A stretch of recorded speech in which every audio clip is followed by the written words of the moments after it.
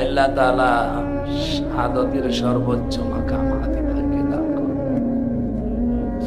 তার সন্তস্ত পরিবারের উপরে ধৈর্য ধারণ করার সুযোগ দাও আল্লাহ। তার জীবনের বিনিময়ে হলেও এই দেশে ভারতের আগ্রাসন থেকে বাঁচাও রব্বুল আলামিন। 2024-এর 5 আগস্ট পর্যন্ত কত মানুষ জীবন দিয়ে গেল এই দেশের জন্য, মানবতার জন্য। তোমার এক বান্দার নাম শুনলাম, তিনি নাকি শহীদ হয়ে গেছে। আল্লাহ তাআলা শাহাদাতের সর্বোচ্চ মাকাম হাদিবাকে দান করুন। তার সন্তস্ত পরিবারের উপরে ধৈর্য ধারণ করার সুযোগ দাও আল্লাহ। তার জীবনের বিনিময়ে হলেও এই দেশে ভারতের আগ্রাসন থেকে বাঁচাও। এই দেশটা আমরা আর কারো তাবেদার হতে চাই না, কারো গোলাম হয়ে বাঁচতে চাই না। স্বাধীন দেশে তোমার কোরআনের বিধান স্বাধীন মতো এবার চালাতে চাই।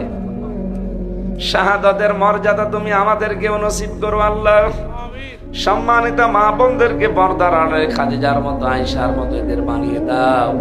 যারা অসুস্থ আছে এদেরকে শেফায়ে কামেলা আজেলা দাও। কত মানুষ এখানে বসে আছে, তাদের পরিবারের শান্তি নেই আল্লাহ, পরিবারের শান্তি তুমি স্থাপন করে দাও। সম্মানিত সভাপতি আজকে হাফেজ আব্দুল হালিমকে কবুল করো।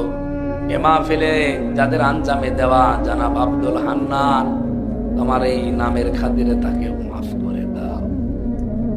কত মানুষ এখানে কথা বললো, মাওলানা হাফিজুর রহমান হোসেন মাহফুজ সহ যত আলেমরা আমরা কথা বলেছি, আল্লাহ আলেমদের কথাগুলো মেনে চলার তৌফিক দাও।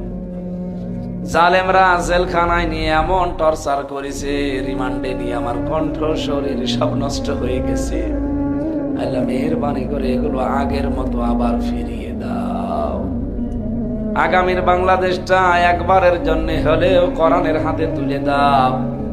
চর্মচোখে একবার দেখতে চাই যে 56,000 বর্গ মাইল তোমার কালাম দিয়ে চলছে। আগামী 2 দিন এখানে অনুষ্ঠান হবে, তোমার বান্দা বান্দীদের যাওয়া আসা সহজ করে দিও।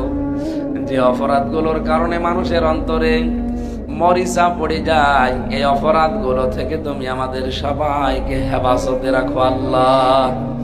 বারাকাল্লাহু লানা ওয়া লাকুম ফিল কোরআনিল আযীম। মরণের সময় একবারের জন্যও হলেও বলতে চাই লা ইলাহা ইল্লাল্লাহু